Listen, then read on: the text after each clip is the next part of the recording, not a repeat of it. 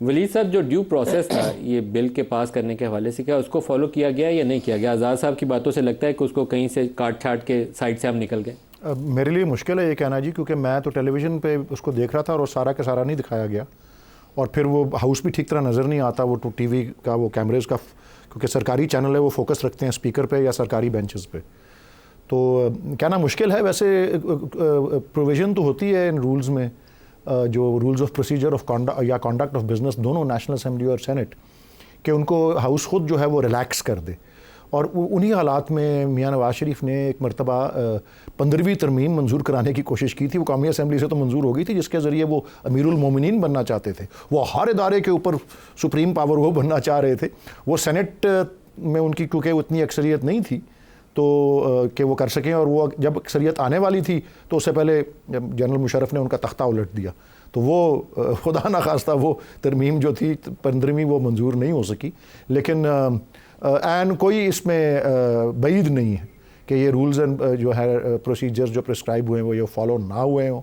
और ये तो बात दुरुस्त है कि अगर ये चैलेंज होते हैं और बहस का तलब किया जाता है कि जी क्या डिबेट हुई थी, तो डिबेट तो कोई हुई ही नहीं, वो तो आपने देख लिया, वो तो कम से कम लाइव सब ने यहाँ पे जो है उसको मुलाहिजा किया है। और ये तरमीम का भी ये हाल है, आईनी तरमीम का भी, और कानूनी तरमीम का भी यही हाल है, कोई डिबेट नहीं। और ये जो सर्विसेज चीफ, ये जो बाज़ मामला अभी सुप्रीम कोर्ट के सामने जाने हैं जी, बाज़ मामला सुप्रीम कोर्ट के सामने चले गए हैं और बाज़ मामला सुप्रीम कोर्ट के सामने जाएंगे। वहाँ अभी तक मुझे एटलीस्ट क्लियर नहीं है कि वहाँ पे सीनियर मोस्ट जो जजेस का जो कॉन्सेप्ट था और वो कॉन्स्टिट्यूशनल बेंचेस के अंदर भी वो मौजूद था, वो अब उनका क्या बनेगा? जस्टिस मंसूर का, जस्टिस मुनीब का, ये कहाँ स्टैंड कर रहे होंगे? कॉन्स्टिट्यूशनल बेंचेस को यही लीड कर रहे होंगे? जुडिशल कमीशन के हवाले से आज I think practice and procedure के अंदर ही इन्होंने एक तरमीम वो भी डाल दी है कि वहाँ कौन बैठेगा और आईनी बेंच में कौन बैठेगा। जी, जुडिशल कमीशन की कल जो है वो मीटिंग होनी है, और उससे कुछ अंदाज़ा लगेगा कि ये किस समत में ये मामला जा रहा है।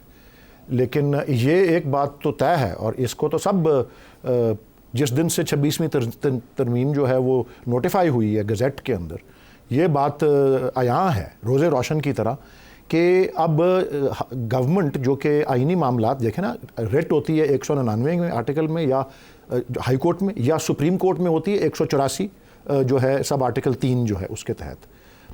अब उसमें फ़रीक होती है गवर्नमेंट, और गवर्नमेंट ही डिसाइड करेगी कि जी इसमें कॉन्स्टिट्यूशनल बेंच के अंदर जो है लिटिगेंट जो है वो खुद फैसला कर रहा है कि हमारे जज कौन होंगे।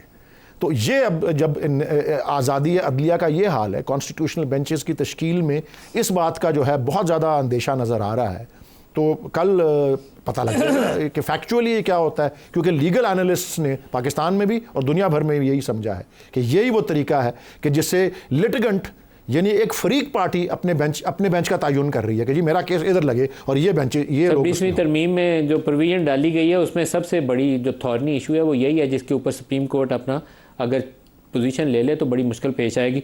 माजिद निज़ामी साहब, आपको क्या लगता है जुडिशल कमीशन के अंदर मामला इजीली सेल थ्रू हो जाएगा या जजेस इसके ऊपर असर्टिव रोल लेंगे? क्योंकि ये एक है इशू कि हुकूमत खुद ही फ्रीक होगी और ख़ुद ही अपने बेंच का तयन कर रही होगी।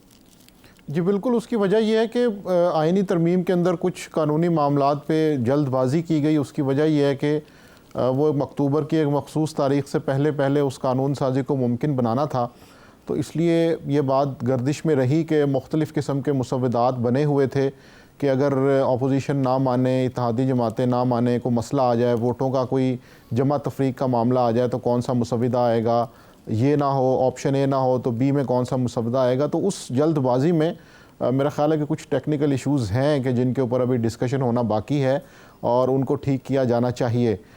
इसीलिए जुडिशल कमीशन का जो मामला है उसके अंदर भी हम ये देखते हैं कि हुकूमत की तरफ से ये कहा तो गया है कि हमने बड़ा बैलेंस्ड करके इसको बनाया है और तकर्री का तरीका तय किया है, लेकिन मुझे नहीं लगता आने वाले दिनों में ये वाज़ेह भी हो जाएगा कि कोई ऐसा मौक़िफ़ वहाँ पे सामने आए कि जिससे हुकूमत के वोट कम हो जाएं और हुकूमत के जो मुखालिफ लोग हैं या हुकूमत की राय से इख्तलाफ रखने वाले हैं वो अक्सरियत में आके जजेस को अपॉइंट करना शुरू कर दें। तो मेरा ख्याल है कि ये तो सियासी तौर पे एक बड़ा भूचाल होगा और उसी को रोकने के लिए उसकी कंपोजिशन इस तरह की बनाई गई है कि थोड़ी बहुत बहस के बाद मामला वही हो कि जो रिकमेंडेशंस आई हैं। जहाँ तक सुप्रीम कोर्ट के जजेस की जानिब से किसी इजहार राय का या मुतबादिल राय का इजहार करने का मामला है, तो वो आने वाले दिनों के कुछ केसेस के अंदर हमें देखना होगा। उस वक्त वाज़ेह होगा कि नई टीम या नए सरबराह क्या लाइन ले रहे हैं, और इसीलिए उसका हमें थोड़ा सा इंतज़ार करना पड़ेगा ताकि केसेस की वजह से, पॉलिसीज़ की वजह से, रिमार्क्स की वजह से ये चीज़ वाज़ेह हो सके कि वो क्या सोच रहे हैं। तो अभी उस तरफ से इस तरह का कोई मौक़िफ़ सामने नहीं आ रहा। सही। बैरिस्टर अकील साहब, जो प्रैक्टिस एंड प्रोसीजर में आज आपने तरमीम डाली है, उसमें आपने 2 सीनियर मोस्ट जजेस का भी लिखा हुआ है और फिर ये भी लिखा हुआ है कि अगर वो कॉन्स्टिट्यूशनल बेंचेस में होंगे तो जुडिशल कमीशन का हिस्सा कौन होगा। थोड़ी सी उसकी वजाहत फरमा दें, समझने में आसानी हो जाए। जी देखें, उसमें थोड़ी सी कॉम्पोजिशन ये हुई है कि जो सीनियर मोस्ट जज ऑफ द कॉन्स्टिट्यूशनल बेंचेस होगा उसका भी उस कमेटी में होना ज़रूरी है। जुडिशल कमीशन में नहीं, जुडिशल कमीशन में तो वो डेफिनेटली होंगे। और अगर वो कॉन्स्टिट्यूशनल बेंच हेड कर रहे हो, फिर देखिए कॉन्स्टिट्यूशनल बेंच भी वो अगर हेड कर रहे हैं तो उसी वजह से, जब देखिए कॉम्पोजिशन में आपको थोड़ी सी समझा दूं उसकी। जुडिशल कमीशन ऑफ पाकिस्तान में सबसे पहले चीफ जस्टिस ऑफ पाकिस्तान है, 3 सीनियर मोस्ट जजेस ऑफ सुप्रीम कोर्ट हैं। उसके बाद आपके जो मोस्ट सीनियर जज ऑफ कॉन्स्टिट्यूशनल बेंचेस हैं वो हैं, अटॉर्नी जनरल हैं, लॉ मिनिस्टर हैं, पाकिस्तान बार काउंसिल के नुमाइंदा हैं। इसी तरह एक अपोजिशन के एमएनए, एक अपोजिशन के सेनेटर, एक गवर्नमेंट के एमएनए, एक गवर्नमेंट के सेनेटर और एक सिविल सोसाइटी से या माइनॉरिटीज़ में से। ये तमाम तर कॉम्पोजिशन पूरी है। अभी जो असामी खाली है इस तमाम तर चीज़ में, वो सीनियर मोस्ट जज ऑफ द कॉन्स्टिट्यूशनल बेंच है। वो अब कल कमेटी ने डिसाइड करना है।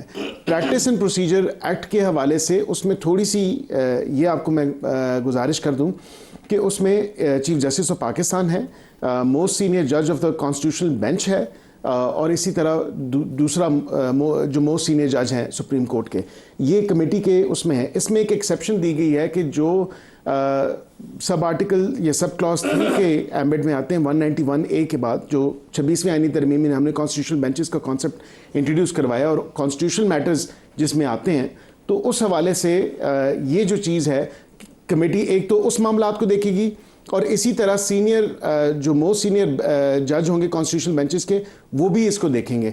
इसमें थोड़ी सी जो है वो अपना प्रोसीजर और रूल्स और रेगुलेशंस वो कमेटी खुद अख्तियार रखती है कि उसको कर ले। ये बड़ा टेढ़ा मामला है, गोल गोल घुमा रहे हैं मुझे। ये तो वकील हैं, इनको तो समझ आती है बातें, मुझे इतनी समझ नहीं आती। मैं सादी सी बात करता हूँ कि लास्ट क्लोजिंग रिमार्क, मैं ये कहना चाह रहा हूँ कि देखिए, जिस कॉन्स्टिट्यूशन के लिए आपने वो एक प्रोसीजर कमेटी बना दी है प्रैक्टिस एंड प्रोसीजर एक्ट के तहत, उसने तो सुप्रीम कोर्ट को डील करना, उसका तो कॉन्स्टिट्यूशनल मैटर से ताल्लुक ही नहीं। आपने ये यानी एक तरह से आपने पीजे बना दिया, प्रिजाइडिंग जज बना दिया, कॉन्स्टिट्यूशन बेंच भी जुडिशल कमीशन बनाएगा, वाइंड अप करेंगे आखिरी बात। तो उसको फिर आपने ऊपर सुप्रीम कोर्ट को भी कंट्रोल करने, कमेटी में भी अपना हिस्सा डाल दिया। ये तो दूसरी वाली मुझे कमेटी लगती, जो कमेटी डाली जाती तो इन्होंने उस कमेटी में भी अपना बंदा बिठा दिया। रियासत अली आज़ाद साहब, बैरिस्टर अकील मलिक, सेनेटर वलीद इकबाल, अमी साहब सबका बहुत शुक्रिया। आज के लिए इतना ही, इजाज़त दीजिए। अल्लाह हाफ़िज़।